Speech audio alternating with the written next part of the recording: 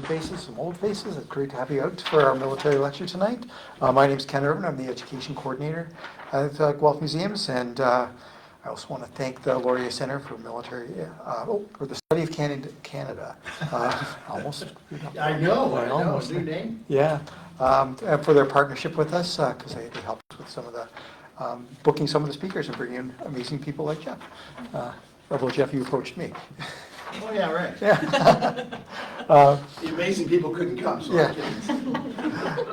Yeah. So before we begin, I'd like to acknowledge that this place we call Guelph has served as traditional lands and a place of refuge for many peoples over time, but more specifically the Adirondack and the Haudenosaunee.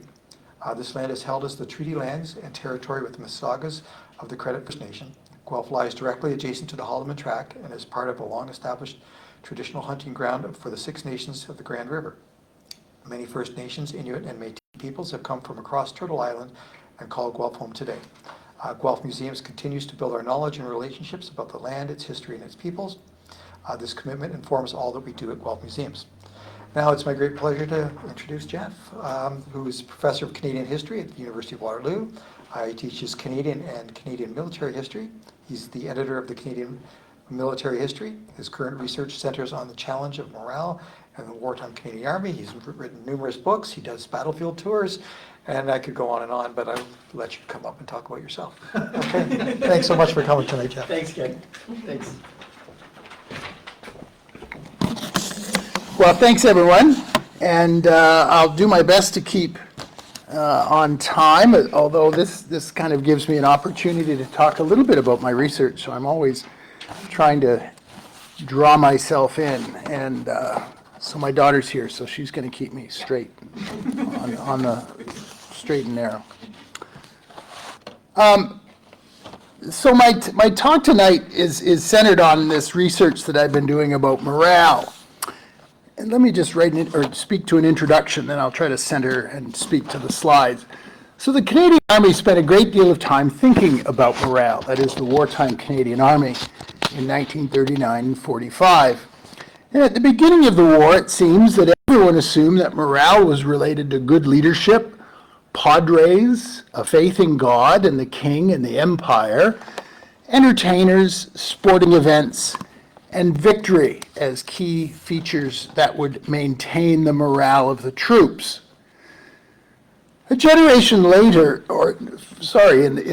that may well have been the kind of morale assumptions that had been drawn from the First World War, but by 1942 it's clear that morale took on a very different meaning as the war continued. By 1942, Canadians were not permanently committed to active operations yet, and that was a real source of concern. By then, units had begun, often reluctantly, filling out monthly morale reports that were then submitted and scrutinized by young psychologists who in turn tried and failed to quantify morale from courts-martial records and medical reports. These same psychologists then embarked on a program of surveying the troops, which was really quite unprecedented for the time and drawn largely from American rather than British experience. You okay? Yep. And these surveys, which began in 1942 and continued to the end of the war, tried to probe what the troops were thinking in the hopes of making the most of its sprawling population across Canada and several different theaters of war. Overseas, scores of Army censors pored over tens of thousands of letters written by soldiers. Their reports every 2 weeks showed that very few had broken security regulations, which was the original purpose of these censorship activities. Instead, their commentaries offered a rather imperfect but still invaluable gauge of morale, certainly invaluable for the historians who come along 80 years later. And in that way, if for nothing else, these morale reports, which I'll cite fairly extensively as I go on, give a voice to what concerned the Canadian soldier. Others saw morale as exercises in public relations, for it was clear that the Army had to be sold, not only to a wary public, but also to the troops themselves. And it was sold. It was sold through film, army newspapers, public events, again hoping, as I say, to entice young men into the army, or perhaps more accurately, to entice parents, particularly mothers, to convince that their children should join the army, certainly which seemed far less glamorous than the Navy and the Air Force. Or more importantly, they wanted to entice conscripts for the defense of Canada, because the Canadian Army through the war was a divided army between conscripts, those who'd been mobilized under the National Resources Mobilization Act of June of 1940, who had been conscripted into the army for the defense of Canada, and those who were volunteers, signed up for general service and to be sent wherever the government sent them, and for however long the army was in active service. Those two cells were pretty hard. Meanwhile, Canadian generals, as I'll mention tonight, tried to make links to the Canadian Corps from a generation before. They understood the power of narrative, and they thought that it was important to try to convey something about how 1st Canadian Army, as it becomes known in April of 1942, was a part of the tradition that had been created by their parents a generation before under Arthur Currie. Well, they also tried, as Canadian generals, to ensure that Canadians commanded Canadians under Canadian formations. So morale in this period is a curious mix of an emerging nationalism, nostalgia, driven also by public relations, psychology, and even social work. Morale studies could have revolutionized. I'm saying this as a kind of, how would I say it, as a sort of what if. It's clear that morale studies could have revolutionized the problems of family separation and tension. By 1943, those were issues that the Army was trying to face.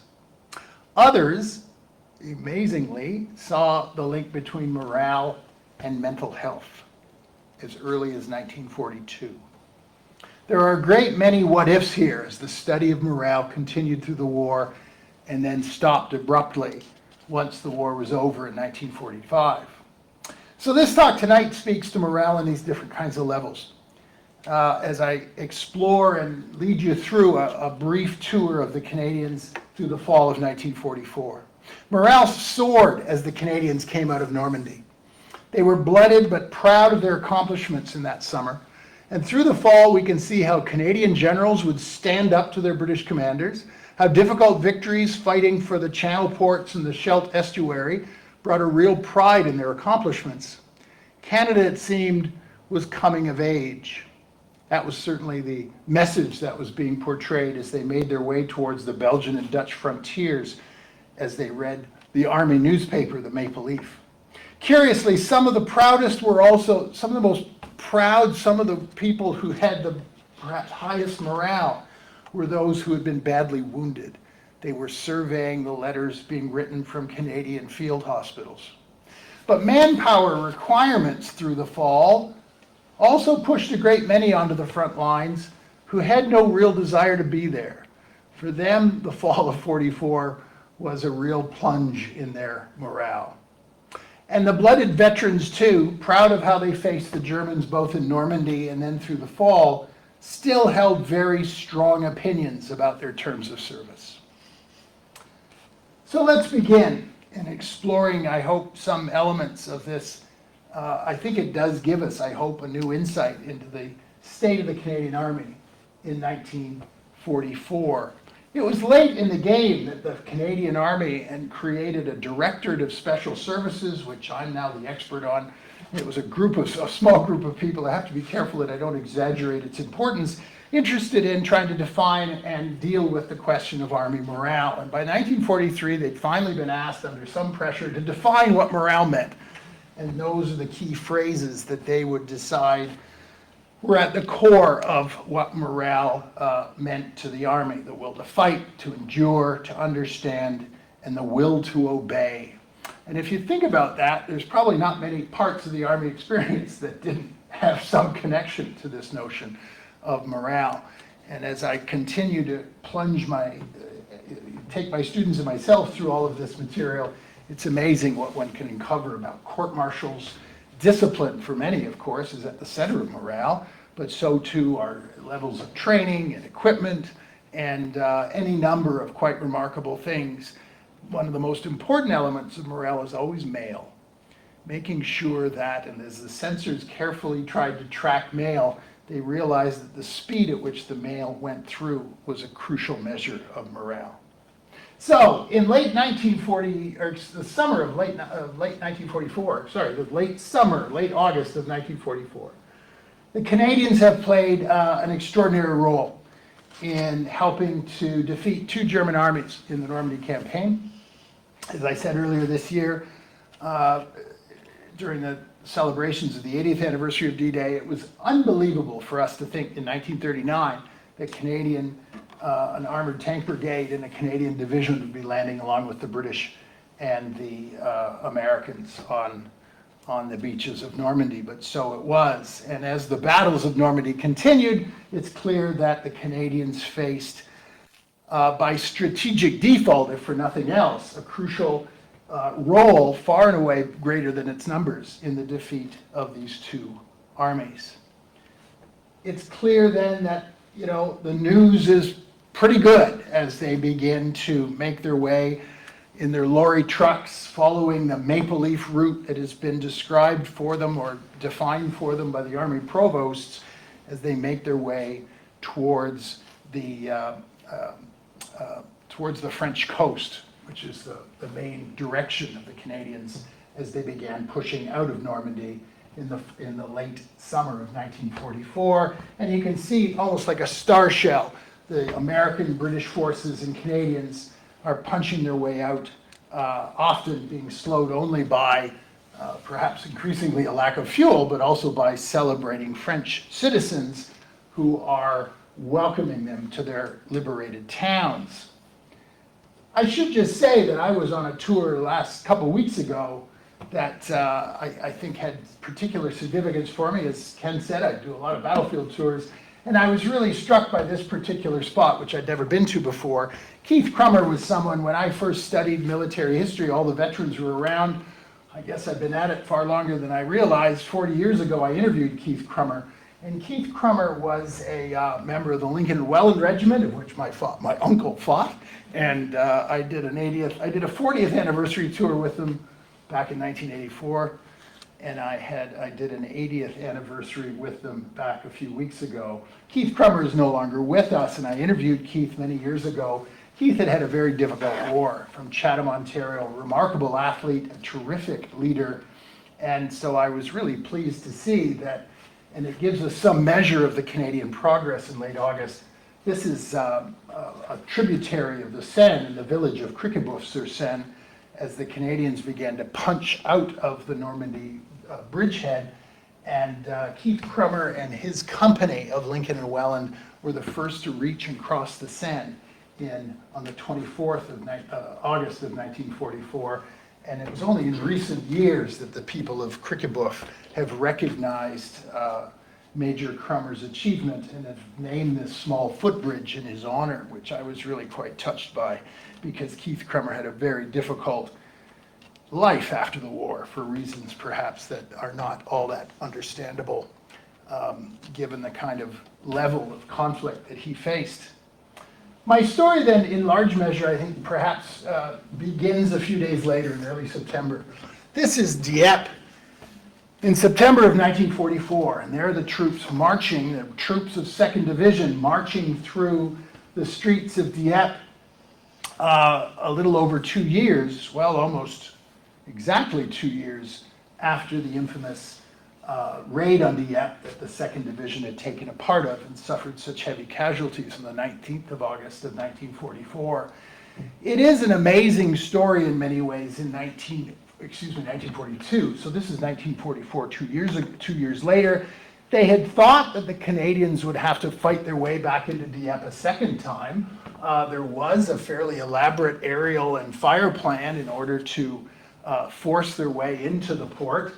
And in fact, they discovered, with the help of French civilians and the French resistance, that the Germans had withdrawn from Dieppe. So the air plan and the fire plan were called off with 20 minutes to spare, and we were able to celebrate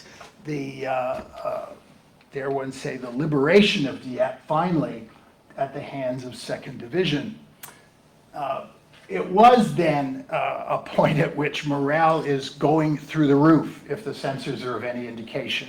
They are all noting that as much as the Canadian soldiers knew how to break and abide by regulations, when they're writing about Dieppe, they're making it very clear that they've entered Dieppe, which is of course not what they're supposed to be talking about. So suddenly the censors are all saying, my goodness, they've broken their security practice. But it's clear from the letters of early September of 1944 that people have felt vindicated by virtue of not only their role in Normandy, but also by having entered and captured and liberated Dieppe 2 years after the infamous raid. Now, if one reads Colonel Stacey, and Colonel Stacey is, of course, the official historian of the Canadian Army, and all of my work kind of starts with Colonel Stacey in a lot of ways. There's a very curious kind of section in the Victory Campaign which relates to this whole period in the fall of 44 that I've never really looked at very closely, but I think it's an important part. There is then, in the fall of 1944, 2 debates going on, and I'm putting them on very different scales. Both of them involve senior generals. This is Bernard Law Montgomery, and of course the other guy is the Supreme Allied Commander Dwight David Eisenhower. And as the Allied armies burst out of Normandy, there becomes a debate as to how best to reach and defeat the Germans, hopefully by the end of 1944. Montgomery then is trying to, Montgomery's in a funny position because he's no longer the commander of all the Army ground forces, all Allied ground forces. And on the 1st of September, he's both promoted to Field Marshal and then losing his American troops as they all break off into different army groups that are now, at least from the American view, in the hands back of Americans. They don't have to deal with Monty anymore. And so this debate between Eisenhower and Montgomery leads perhaps to one of the most remarkable failures, I guess, in the fall of 1944, and that is Montgomery's daring plan, quite uncharacteristic, to leap the Rhine at Arnhem, Operation Market Garden. What that does, though, is place the Canadians in a kind of shadow, but it has enormous implications for the Canadians through the fall. The other fight that dear old Monty is going to deal with is against Harry Crerar. Harry Crerar is the general officer commanding of 1st Canadian Army, and it's clear, according to Colonel Stacey, that in early September of 1944, these two have a tiff. That's the word he uses. It's not a tiff. It's a full-out yelling match. Those who were with Crerar after the meeting said they'd never seen him so angry.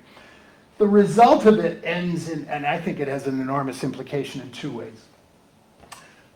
Crerar is in Dieppe, taking the salute along the promenade of the 2nd Division, visiting the German cemetery that had been created for the Canadian war dead in Dieppe. And he, I think, deliberately misses a series of meetings that Montgomery is now organizing at that period. When he finally gets in touch with Montgomery, Montgomery's mad because Crerar has missed these meetings, and according to the account, Montgomery says to Crerar, who they don't like each other, nothing is more important than the further success of this war, so why were you at Dieppe? And Crerar says, well, I have 800 reasons why I was in Dieppe, and that was, of course, the 800 guys who had died back in 1942. And they lose their tempers, which is perhaps uncharacteristic for Crerar, but not for Monty. And Monty threatens to fire Crerar. It's clear. And Crerar says, you're not going to fire me. If you decide to fire me, I'll go to my government, and I have enormous support within the government. There's no way that's going to happen. And in part because the British had already fired Crerar's predecessor, Andy McNaughton, back in 1943. So Crerar knew that he was on relatively safe ground here. And as a result of this tiff, I think 2 things happen. One is Monty actually apologizes, which is most uncharacteristic of Montgomery, and they decide to mend their fences. But it's clear too that Monty will continue to criticize the Canadians for the rest of the campaign.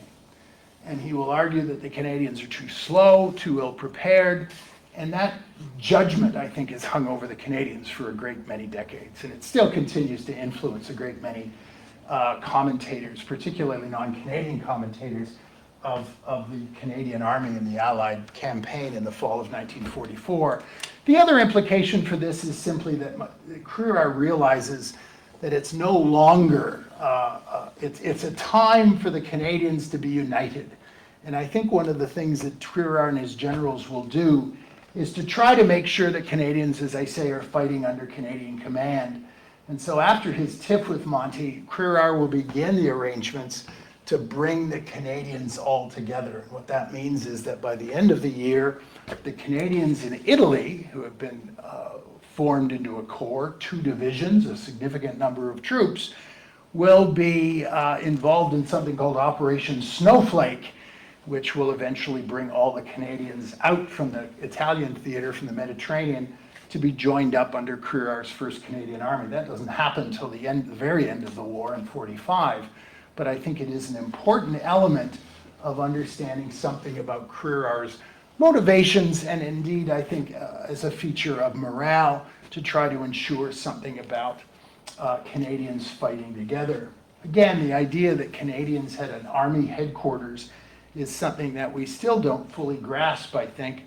And in 1939, if we'd ever argued that there would be a Canadian Army headquarters in the field, it stood up in Normandy in July, we would have had our heads read. But anyway, off we go. So let's talk briefly about what happens through September and October and November. The Canadians, in part two, are perhaps, it's called the Cinderella Army, according to Terry Kopp's book, and others will call it that. And part of the reason they're so frustrated, too, is that British troops are now fighting under the Canadians, and they don't like that one little bit, because the British like to have the Canadians under them, not the other way around. Anyway, that's my own nationalism showing up.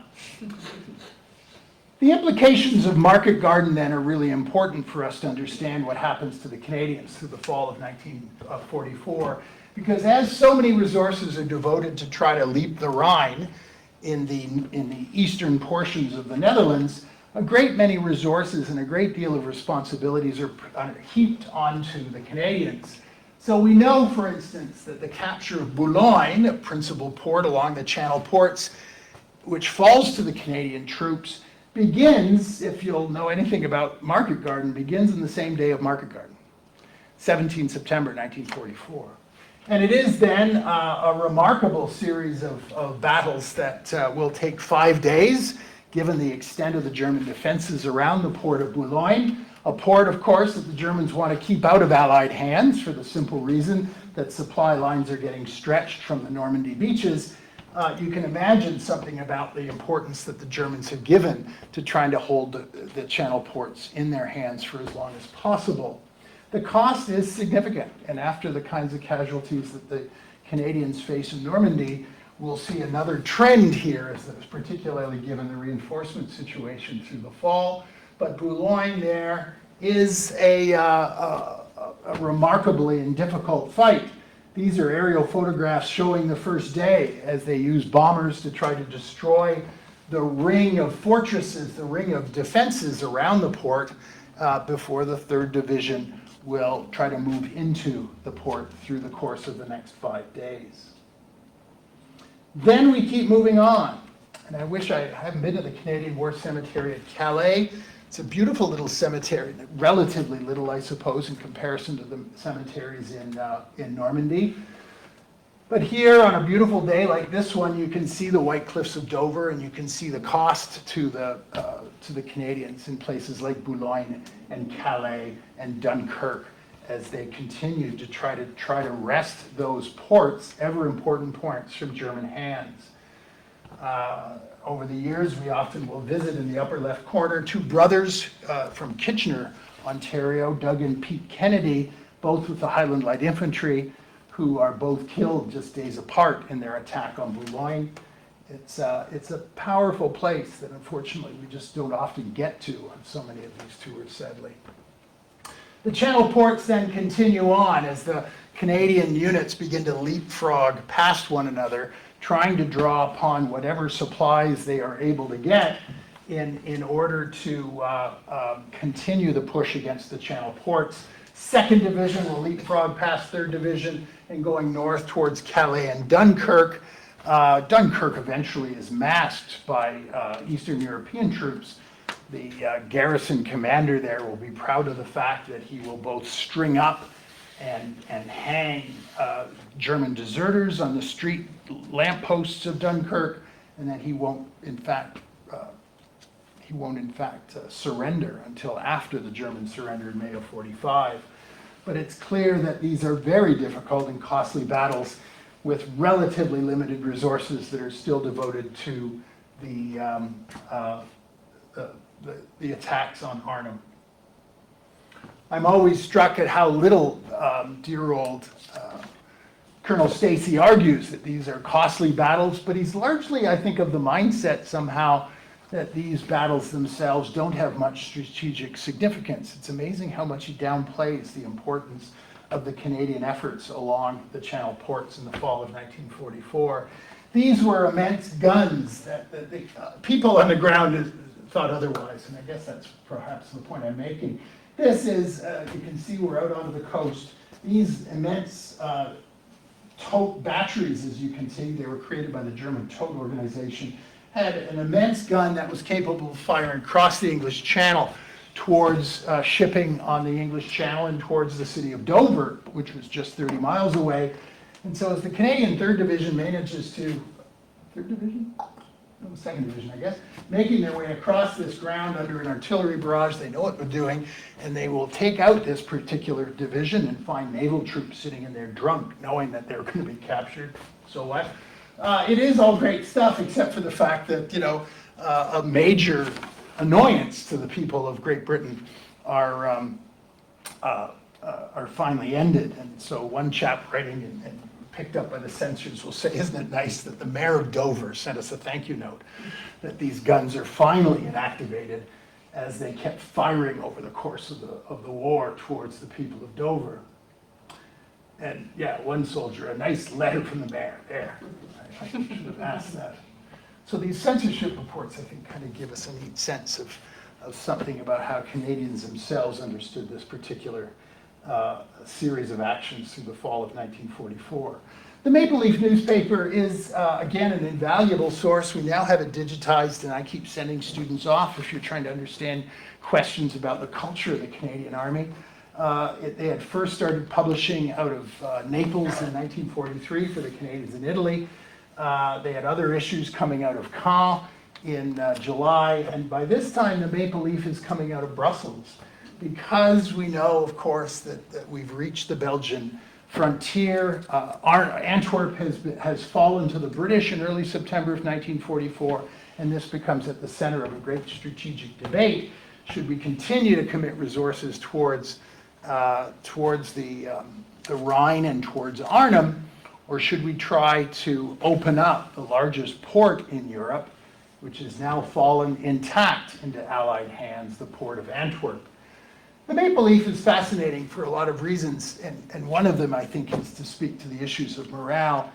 The Maple Leaf through this time is written by some of the best journalists of the time, Ross Munro and Douglas Fisher, people who had been drawn into the Army and were writing quite factually accurate, but also incredibly optimistic kind of pieces about Canada. It's not often, for instance, that we think of Canada as a middle power.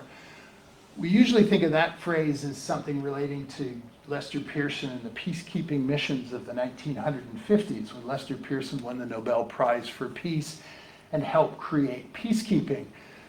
You can't help but be impressed by the fact that they're really talking about the stature that Canada has in 1944, both by its military contributions, its industrial contributions, its agricultural contributions, and as the United Nations relief and rehabilitation efforts are starting to take hold in the fall of 1944, Canadian agriculture is helping to save hundreds of thousands of lives. And these are all being printed in the maple leaf. So you could well imagine that the Canadians, as they're pushing towards Belgium and the Netherlands, are feeling as if they're doing this for a reason.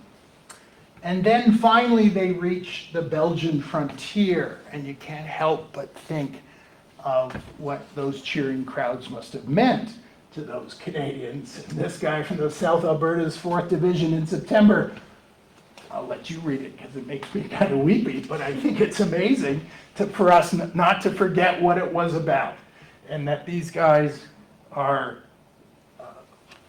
quite literally liberating people who had been under the yoke of Nazism, often having been deported, often having been subjected to the worst excesses of brutality by the Gestapo and by various kinds of the odious practices of the Germans. For them to feel as if they have been a part of the liberation is, I think, quite impressive, and I think it's part of what we should remember as well. Liberation was not always easy, as we'll talk in a moment about the Scheldt estuary, but certainly in the case of Belgium, it seems to have been much appreciated by the citizens who watched the Canadians push into Bruges, for instance, the Manitoba Dragoons from 4th Division liberate Bruges with barely a shot fired, and the Canadians then follow in through September and into October of 1944. The next task that we have then is to open Antwerp. And this is the Scheldt estuary. You can see Antwerp is intact, but it's worthless until those approaches 80 kilometers from the mouth of the North Sea, from past Walcheren and South Beveland Island, all artificial harbors or all artificial islands. Until those approaches are cleared, Antwerp is useless. And it is then in early October the role of the Canadians to try to open up the Western Scheldt, a massive river with, again, that has been well armed, shall we say, by the Germans on both north and south. Hitler will call these Scheldt Fortress North and Scheldt Fortress South. And what we do then, and I think this is where my clever animation comes in. Oh, there we go, look at that. Well, it's not quite as fancy as I thought it was, but anyway, I haven't done this for a while.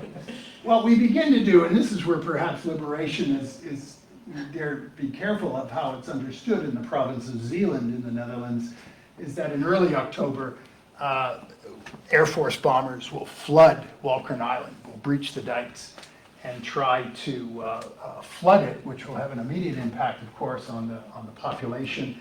In the village of West Capella, about 49 people are killed by virtue of the aerial bombardments in early October. But it's seen as one of the few ways in which they could reach that far out and have an impact on the German defenses there. Then what we see again is just 3 divisions, remember, all of them worn down from Normandy, some of the reinforcements coming in. 3rd Division will try to punch their way into what we call the Breskens Pocket in Operation Switchback, crossing a series of canals that have been registered under German artillery and mortar fire, flooded, of course, to slow the Canadian advance once they make their way across. That fighting then will, they hope, draw the German defenses further south, so that on the 9th of October, also members of the 9 Brigade, including the HLI from KW, will launch out into the Western Scheldt and land on dare one say, the left shoulder of the German defenses at a place called Hoofdplaat. It's a brilliant series of operations that we don't often give as much credit to as we should, but it does help close then this important pocket of German defense to the south. But it's a huge battleground. It really is. And again, I was there a couple weeks ago, and it takes hours to drive across it even now.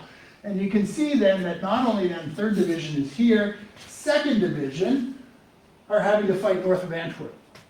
And their task, as you can imagine, is to try to make their way out on the South Beveland Island. And they have a timetable because they've decided that the conditions are right, that British commandos and naval forces are going to try to land on the west portion of Walcheren on the 1st of November when the tides and the conditions are right.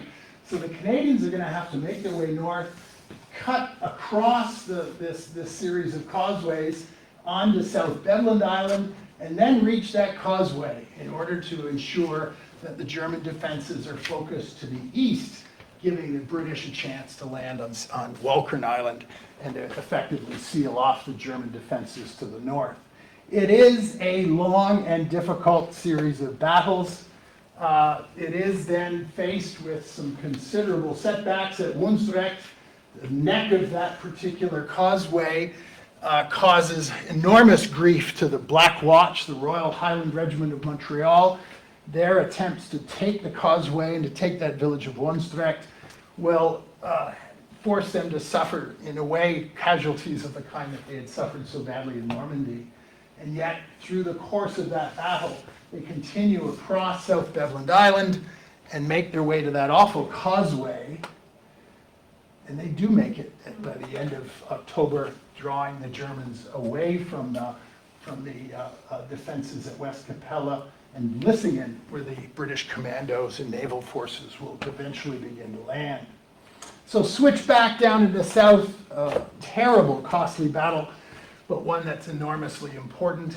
They're using all kinds of weapons that have become part of the Canadian quiver of technology. They're using flame at considerable cost, firing them across the canal lines to try to subdue the Germans on the other side of the canals.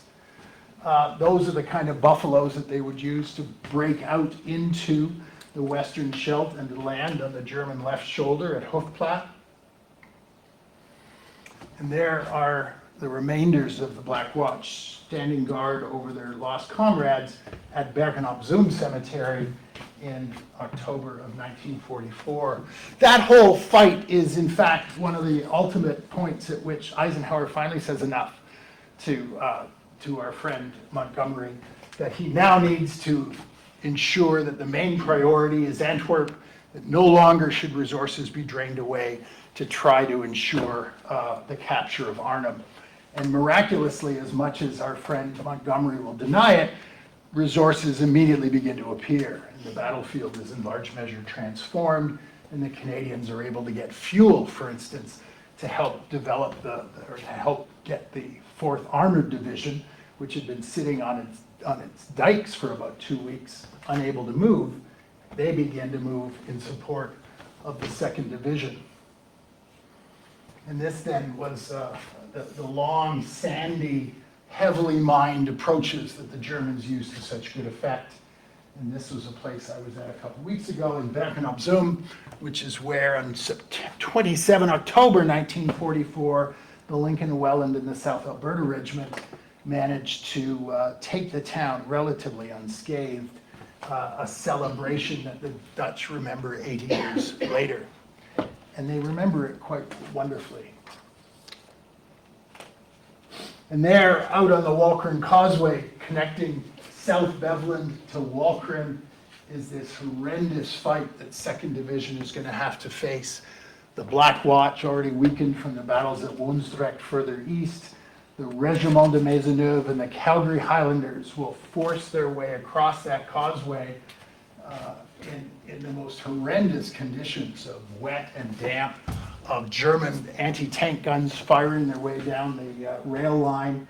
And they managed to, despite incredible odds and at terrible cost, force their way across the Walcheren Causeway in late October of 1944. The Battle of the Scheldt then is a costly month-long, 5-week-long battle that will cost the Canadians and the British fighting with them horrendous casualties. And we can see the proof in places like Adigum Canadian Military Cemetery and Bergen-op-Zoom Canadian Military Cemetery. They do manage to take, in the course of that 5 weeks of operations, some 41,000 prisoners. If memory serves, but don't hold me to it, the divisional commander is German divisional commander, who's acting as the German rearguard in the Scheldt, is finally met and taken into custody by Canadians in his pajamas, with his clothes packed, ready to face Allied interrogators, and sure, of course, telling us how slow we were, to further reinforce the narrative that the Canadians are too slow. So it is then, at the time, or at least subsequently, everybody says, oh, the Canadians are too slow. They kind of take up Monty's line because Monty's always right. I'm fascinated by what the story is told from the bottom up. These censorship kinds of reports tell us, I think, a very different story of a remarkable accomplishment. How am I doing? Oh, I still got 5 minutes. Can you give me 6? Oh my God, okay, there you are, look at that. See what I can do. So a member of the Argyll and Sutherland Highlanders, 4th Division out of Hamilton, Ontario, of course. You know, these are the letters that are being reviewed, just a small portion of letters that are being written back to Canadians back home. And they love to kind of draw out these quotes from various things to try to, they hope, give some indication, however rough, of the Canadian attitudes. And by the end of late October, early November, they do see this quite amazing level of morale. It's unbelievable how the boys are taking it over here. They get wounded and just laugh it off. It really is an action that you see what a man has. Such a happy-go-lucky bunch is unbelievable, you know. What's amazing, too, is the degree to which people were reading this stuff. Because as Al mentioned, there are ways in which the Canadian government is very sensitive to these questions of morale and the kinds of issues that the censors are unraveling. And I think they're responding to them, particularly through the fall, because, of course, there are political considerations here that I'll mention in a minute. The wounded. They're surveying the hospital. Sorry, that's not as big as it should be. They're looking at the whole system of Canadian hospitals through the course of the war. And again, it was important that Canadians go to Canadian hospital. And we do develop quite an elaborate system. In Bayeux, for instance, back in Normandy, there are 10 field hospitals, 3 of which are Canadians. And they have been well established, largely out of medical schools, out of Western or out of McGill or Toronto. And it's important then, it seems, that the Canadian lines of casualties are sent to hospitals both in theater and also those that have been established in Great Britain. So the 22nd Canadian General Hospital, you know, poignant kind of statement. A trooper, an armored soldier writes that if it ends the war any sooner, and I know it will, these burns were worth it. You can just imagine the kind of stuff that people were talking about here. A private then, rather grim, seeing the badly wounded at 23rd General Hospital, he says, but for the loss of limbs, they sure are peppy. You can count on them having races across the lawns around here on crutches. The majority of them are itching to get back to France, and some of them are as mad as heck that they got theirs just when the noose is being drawn tighter on von Klug's army. Wow. That's perhaps bold talk when you're writing it from a hospital bed, but it still speaks to a certain level of determination, even resilience and defiance from these fellows that have been badly wounded. This is the one that the censors will repeat in different contexts. It's quite amazing, you know. My morale is just as high as ever. Doctor says I've got the highest he saw in hospital for having an arm off. I take it this way. Why should I worry? I'm still living. That's more than some boys are. And if you write and say you're worrying, he's writing, of course, to his mom, I'm going to get mad. Say, mother, I'm your son, but listen, I'm 24 now and no more a baby. I can do just as much with one hand as two. If a guy can tie his shoes with one hand, dress himself, wash basins, I think I'm okay. You tell me you worry, then I get worried myself. So get away from that stuff. I'll be okay and home soon. Amazing statement of kind of maturity of young kids who are facing horrendous life-changing wounds and trying to reassure their parents that they're going to be okay. Don't treat me like a kid anymore, because I'm not. So many of these young guys came of age fighting in the Northwest European theater. There is a lot about the enemy, and I suppose it must feel pretty good, and to perhaps highlight the virtues, if that's the right way of putting it. If you've defeated the army on the Scheldt, you're more than willing to talk about how tough they are, but it only seems to suggest how tough you are then. It's tough fighting, and Jerry's plenty tough, puts up a damn hard scrap, particularly those GD SS troops. They, of course, weren't fighting SS troops then, but they had been fighting SS troops, Schutzstaffel troops, in Normandy, and the stories, of course, of the Germans killing Canadians had become part of the rumor mill through Normandy, and perhaps it persisted through the fall. The only way with them is to pound the hell out of them night and day and then go in and slaughter them, and a few may give up.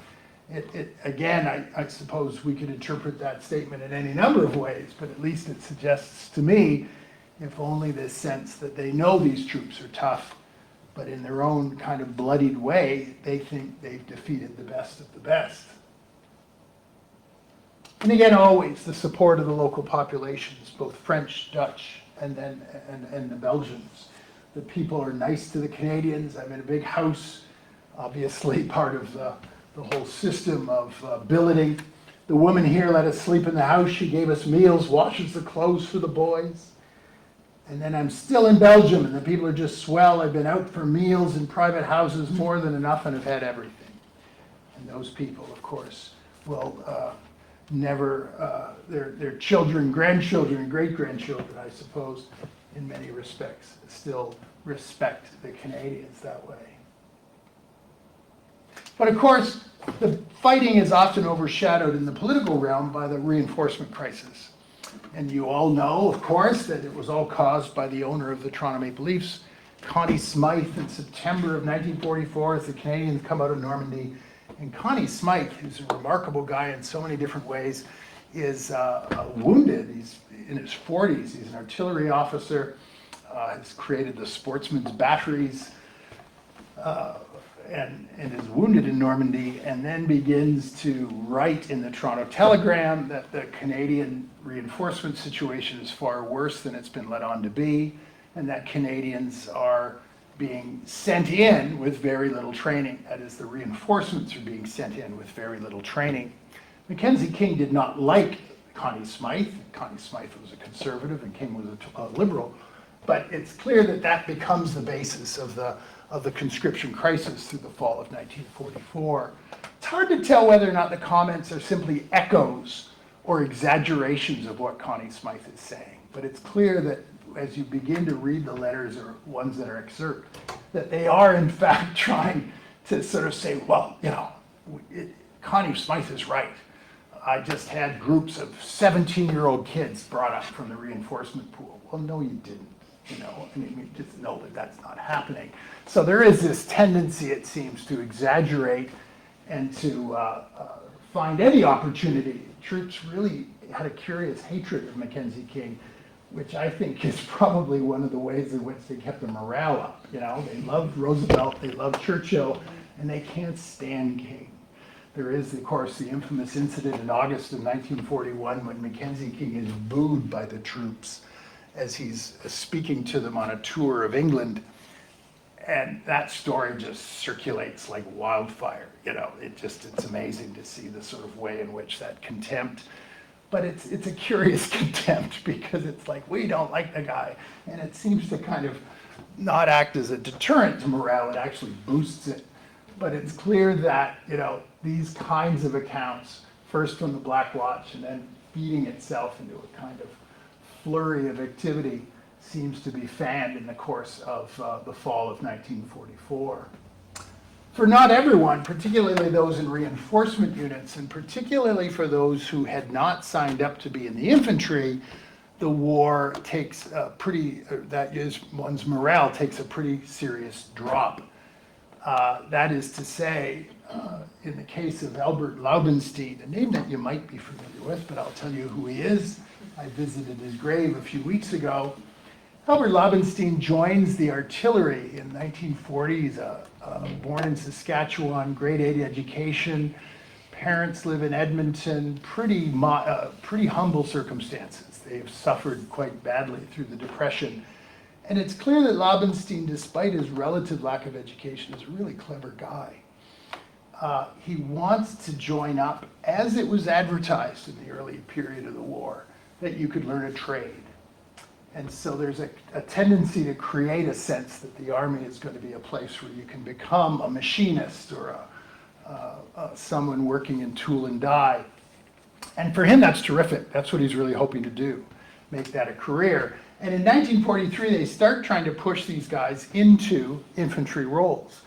And Laubenstein is a fascinating guy. He was court-martialed twice, once for selling cigarettes to civilians, And his case, which throws them all into a spin, is based on the fact that as much as General Orders said you weren't supposed to sell smokes to civilians, he says, nowhere have I ever read that. And the army kind of went, oh my gosh, you know, what's happening? Until finally they looked at the cigarette cases themselves and realized that they were printed all over the cigarette cases. So they, you know, court-martialed them anyway. But here was a guy who was pretty clever. He was a funny guy who was able to kind of get around things, I suppose, which may or may not have made him a bad soldier.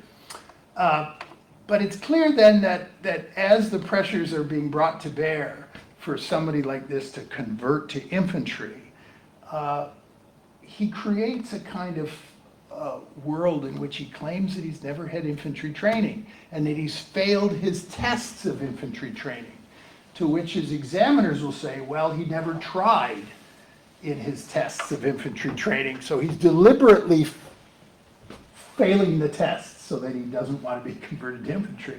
By this time, everybody knows what's happening in the infantry. You're losing a lot of guys. So Albert Laubenstein, this is the only surviving photograph of him, is at first sort of held back, and they said, okay, this guy's going to cause trouble. But by 1944, it's clear that he is being drawn into the infantry. He's part of those reinforcement units. He's going to take infantry training, and he's going to be sent off as a reinforcement again to the Lincoln Welland Regiment. And again, his personnel file is fascinating. You know, he's very bitter at being remustered to the infantry. Appears suitable for infantry, no special grounds of complaint. You're done. That's what you have to do.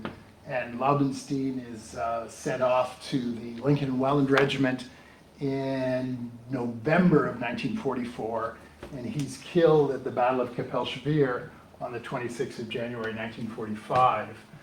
His body was never found until about 2015. So we know a lot more about him now by virtue of the fact that his remains were left in the Dutch soil for nearly 70 years. There are limits then, and here I can finish up, but there are some obvious limits as to what the Canadians are willing to do. Despite the morale that's been boosted by their successes both in Normandy, the Channel ports, and the Scheldt, there's increasing pressures now. I think coming from two different directions. One of them is simply that the connections with home are starting to become frayed. And I say that as a caution because they're reading the newspapers and they're starting to realize that from the civilian perspective, it appears the war is almost over.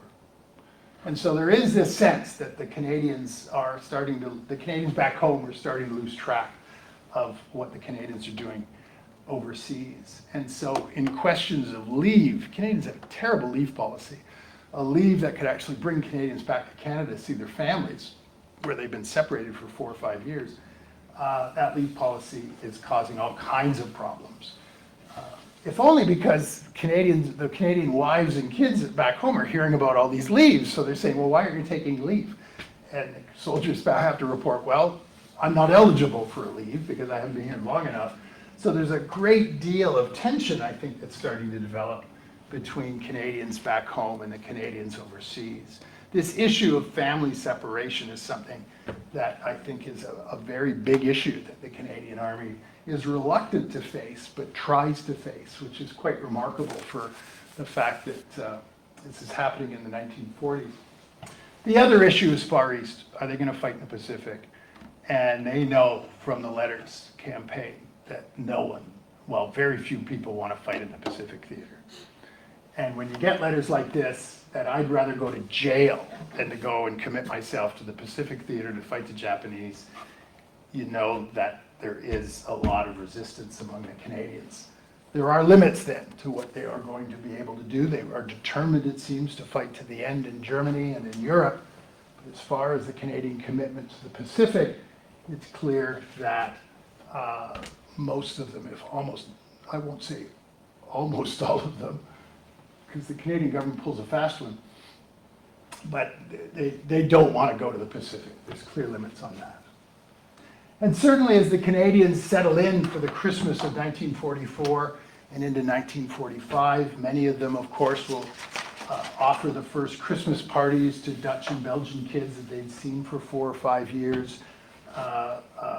Black Peter is the name of the legendary figure in Dutch Christmas custom and tradition, and the kids will be delighted by the amount of food and stuff and toys that the Canadians will make for various Christmas parties. The Canadians will occupy much of the southern Netherlands, all the way to Nijmegen, and even further, almost to Arnhem through the summer, through the winter and Christmas of 1944. The kind of joyful glee as they came out of Normandy is gone. The sense that the war is going to be over by 1944 is clearly gone. There's a disappointment, as this particular private of 2nd Division argues. We thought the war was going to end soon, but I'm very doubtful it is over the year. There's a kind of grim determination, I suppose, a sense of disappointment, but also a remarkable sense of resilience among the Canadians as the year 1944 ends. They all realize that there will be a great deal of fighting, particularly as they begin to fight into Germany. But they have no qualms to talk about the Germans in both, I guess, respectful and perhaps devilish terms, but they do realize that there is a war that they will have to fight and die in for the next 5 months before May of 1945.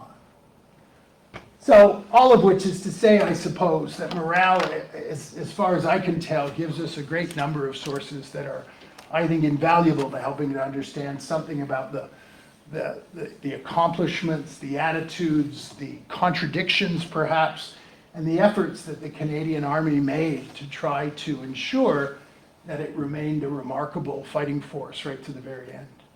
Thank you very much.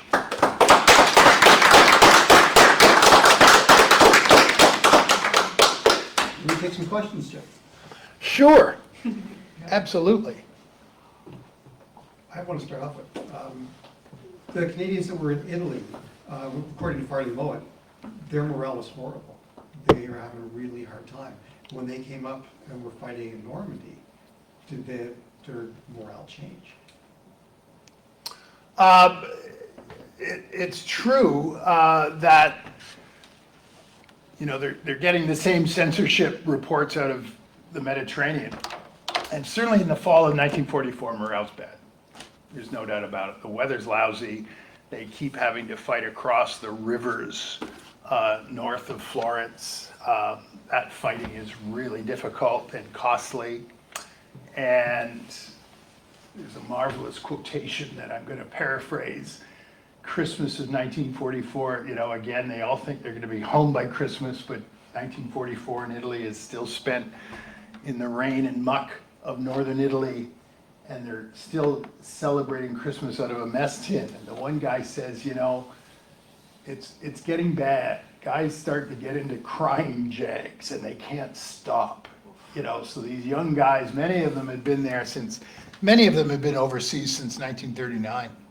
So 5 years away, and yet another Christmas. So there are clearly indications, however imperfect, that things in Italy aren't difficult.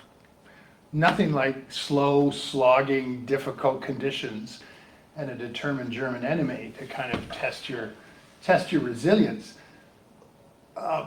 With that said, you know, the Canadians still continue to fight on, and the Canadians eventually, under Operation Snowflake, as I say, what a strange name for an operation, will be pulled out of the line in Italy in early 1945.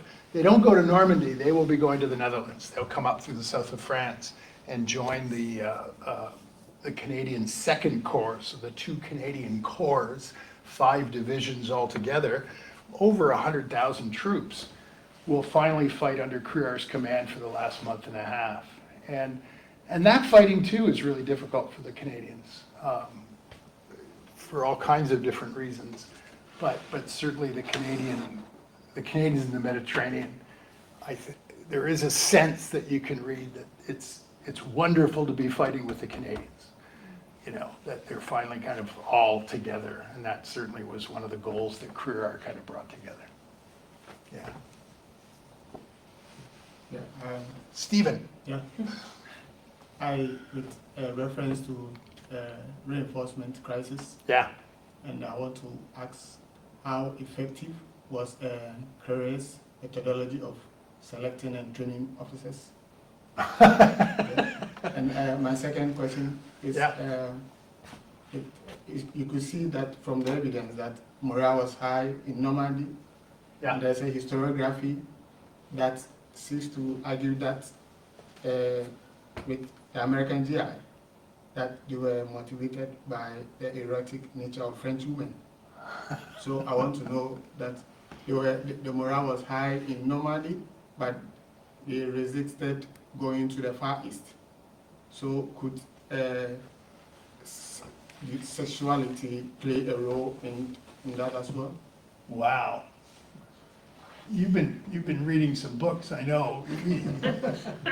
Stephen is a wonderful graduate student from Guelph, and we've been having these discussions online. So let me, and he's really kind because he's referring to a book that I wrote about career as lieutenants. I think career as lieutenants, in part I think morale, just to go quickly on both those points, and I think they're really important ones.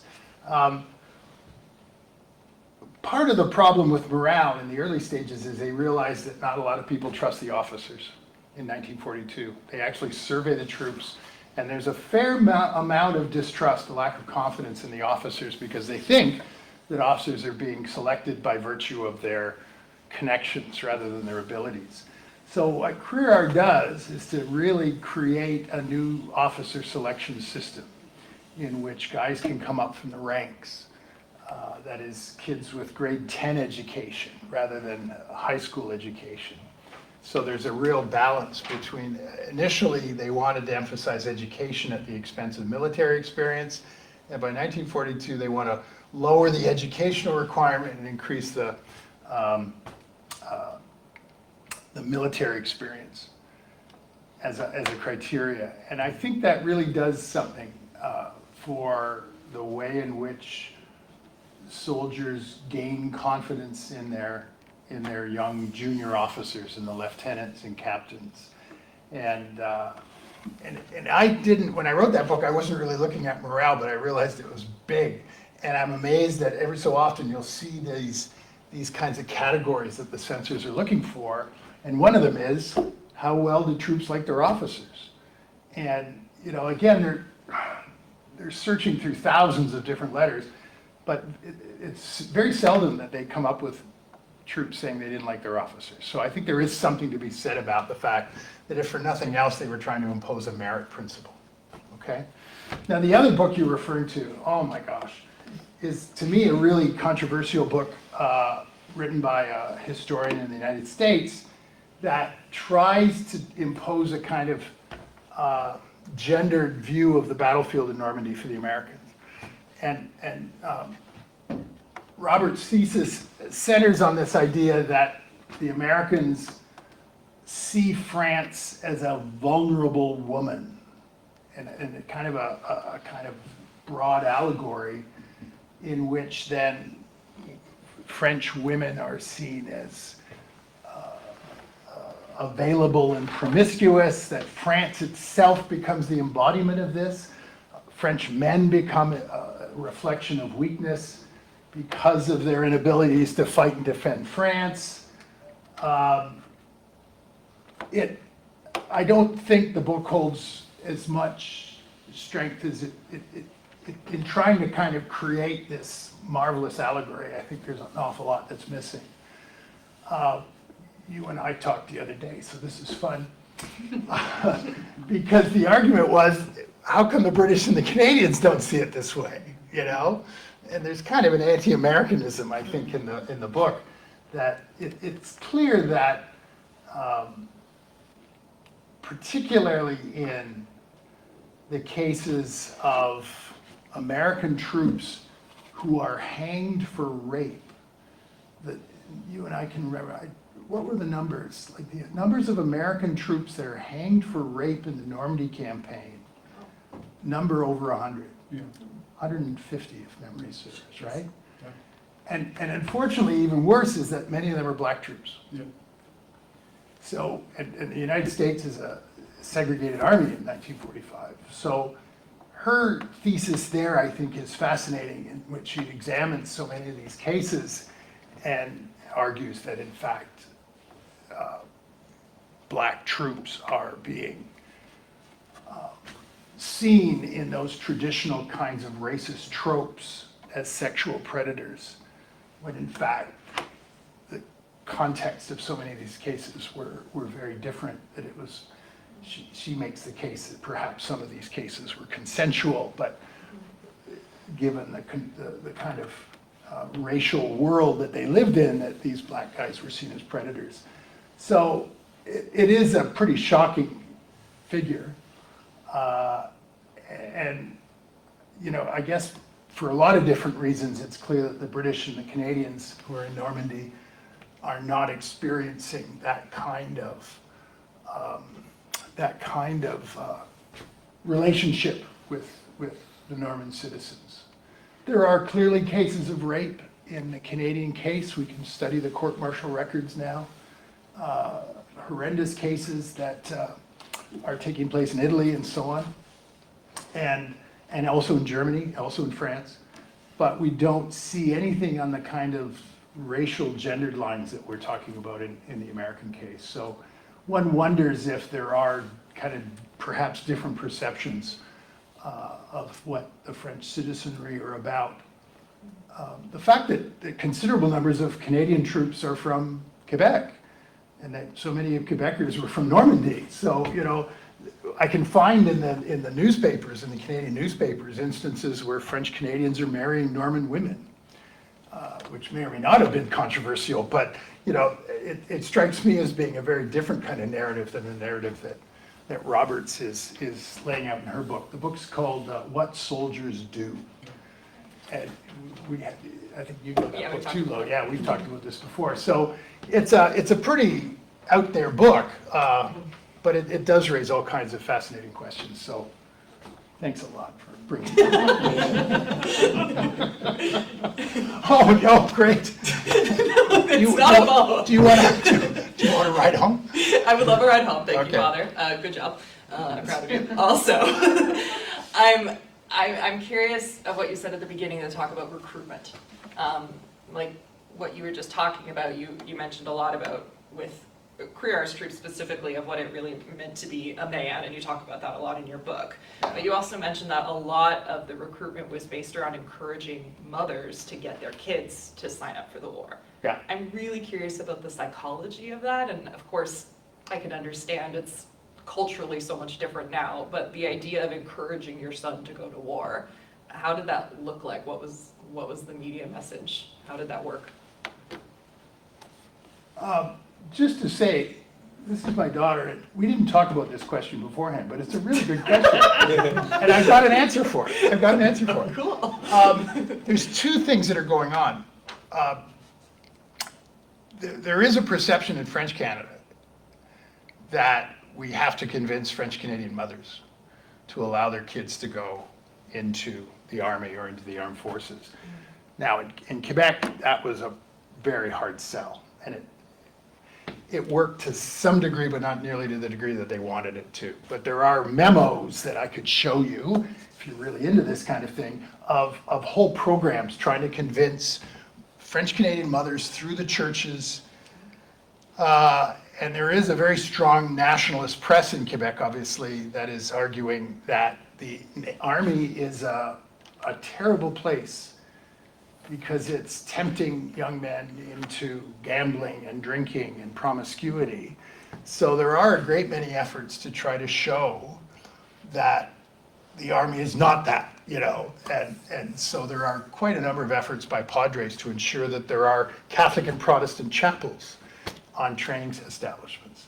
All ways to kind of convince mothers that it's okay to send their children into what they would otherwise think of as dens of, you know, iniquity. On the English Canadian side, these films are endlessly fascinating to me, but I'm always frustrated by I'm not a film historian. There's at least 3 films that are produced by the National Film Board called Letters from Borden, Letters from Aldershot, and then there's a third one, the name escapes me. And they're all kind of short films that they would have shown in movie theaters across the country before the main feature. So they're widely spread, but they're all based on a soldier writing home to their mom. And so the mom is kind of reading the letters, kind of hearing about what their children, what their young men are doing. And, you know, we're all doing fine, and we're training, and leadership's great. And there's some really neat kinds of exchanges, humorous exchanges too, all of which are intended to convince parents, moms especially, that their kids will be well looked after in the Army. That's a hard sell. Yeah. Chris? We have a couple of questions from the Facebook live stream. Yeah. From 4040. Market garden is sometimes described as terribly planned all the way through. Is this an after-the-fact interpretation, or would this thought have rippled through the corps and affected morale at the time? And question 2, what was the main reason for Monty's initial displeasure of career arc? Okay.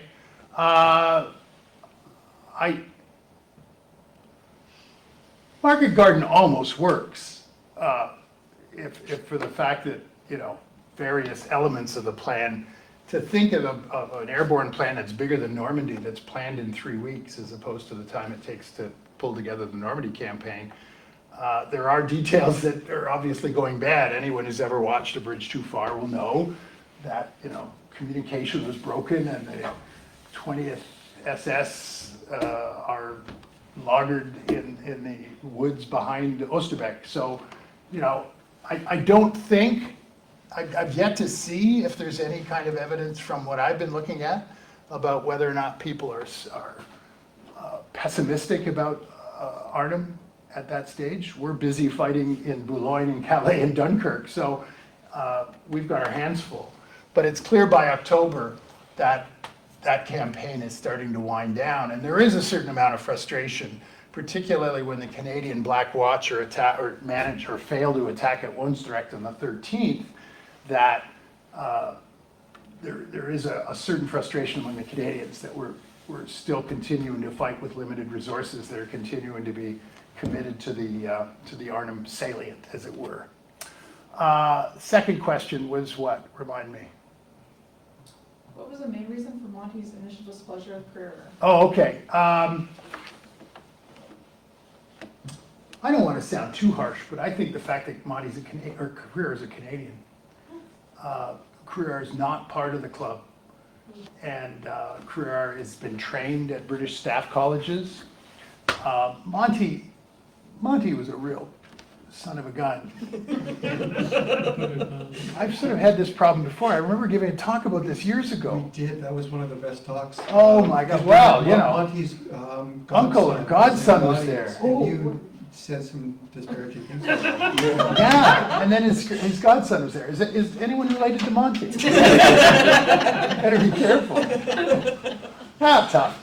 But I think Monty was having trouble getting along with everybody. Monty's famous line was that, which was again so typical, and you have to be really careful about how well you take Monty's stuff.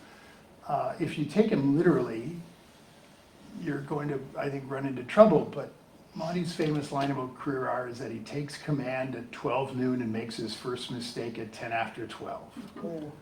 Something like that. I might have the timing wrong. But it's one of those statements that you just go, really, you know? Through the Normandy campaign, Career R is a hard sell. He's a bureaucratic politician. He doesn't have much battle experience. He goes to Italy for a very short time to be a corps commander. He's officious. He's certainly not as charismatic as so many British generals who kind of come from that background of Downton Abbey or something like that, you know. Career came from a fairly wealthy lawyer family in Hamilton, but I don't think you could really keep up with what's happening in the British staff circles. Career clearly has trouble with his underlings. He has trouble with Simmons. And of course, Simmons is seen as a protege of Montgomery, so there's a real tricky triangle there. And then when 1st Canadian Army hits the dirt in July in Normandy, 1st Canadian Corps, 1st British Corps is attached to the Canadians. And I think that drives the British generals crazy. John Crocker is quite a good commander, but his divisional commanders, for instance, have a terrible time with with Crerar. Because and whether or not it's because of Crerar or because of that kind of notion that these darn colonials, should know their place, I think there's all kinds of ways in which we could interpret that. But there is certainly a lot of tension there. And I think it comes out finally in September when they decide to drop their gloves and have a little tiff. And Crerar says, well, if you're gonna fire me, that's not gonna happen, And that becomes, I think, the source of a great deal of subsequent criticism of the Canadians that's lingered for 8 years. Good question, please. Did you find that the morale of the Canadian Navy and Air Force mirrored that of the Army? Oh, great question. I just don't know whether or not the Air Force and the Navy were as monitored in the same way as the Army. I've yet to kind of explore as to whether or not they had surveys and questionnaires and unit morale reports, in the same way that the Army did. Certainly one of the great morale issues for the Army is that they feel inferior to the Navy and the Air Force.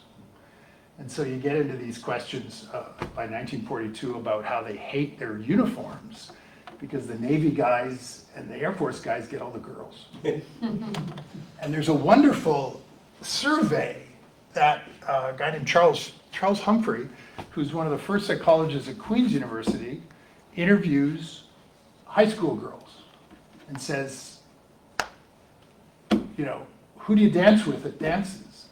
And they all say, we don't dance with soldiers because they wear heavy boots and they wear ugly uniforms and they're rough tumble guys. The guys who wear the uniforms, the tailored uniforms of Air Force Blue or Navy, I'd much prefer dancing with them. So, there's these marvelous little inroads that we're making. So that's a curious way to say I don't have an answer to that question. I don't know what the level of how morale is being studied in those two services. There is some efforts to try to kind of coordinate things on a broader level, but I just haven't seen that stuff. It's a great question, though. I think we can wrap it up there. That's great. Thank you again, Geoff. There we go. Thanks, Really Ken. Amazing talk. And You sure nobody's related to Montgomery? Or Crerar, for that matter. I don't know. We might have to be careful. So Geoff's our last talk for the season. We start up again in January, and on January 16th we have Ali Firth, who's going to talk on masculine identity during the First World War. And his talk's going to examine the role of patriotism played in defining gendered expectations through drag performances, sexuality, morality, and diverse masculinities in the Canadian Expeditionary Force during the First World War. Cool. So I think that's going to be a really interesting talk. Dad, can you take And so hopefully you come out again in the new year and have a great holiday season. Thanks for coming in. Thanks. Have you shut me off, Chris? Okay, all right, that's good. I'm going to make a plug for something. And I realize now that you guys are organizing City of Guelph with Frederick Traveler, organizing that great tour, which is very ambitious, Italy and Northwest Europe. I just happen to be organizing a tour for May, not nearly as ambitious, but some of the details are out there, May 15th to about 10 days. We're going to be exploring the First World War battlefields out of Arras, and then we're going to be going to Dieppe, and then we're going to Normandy. So if you're at all interested, send me an email at ghayes@waterloo.ca, and I've got some pamphlets outside if you're at all interested. So I'll leave it at that. Hopefully that's not a violation of City of Guelph policy, and if it is, I'm not a taxpayer. I heard nothing. Oh, you heard nothing. There we go. Yeah, thanks a lot.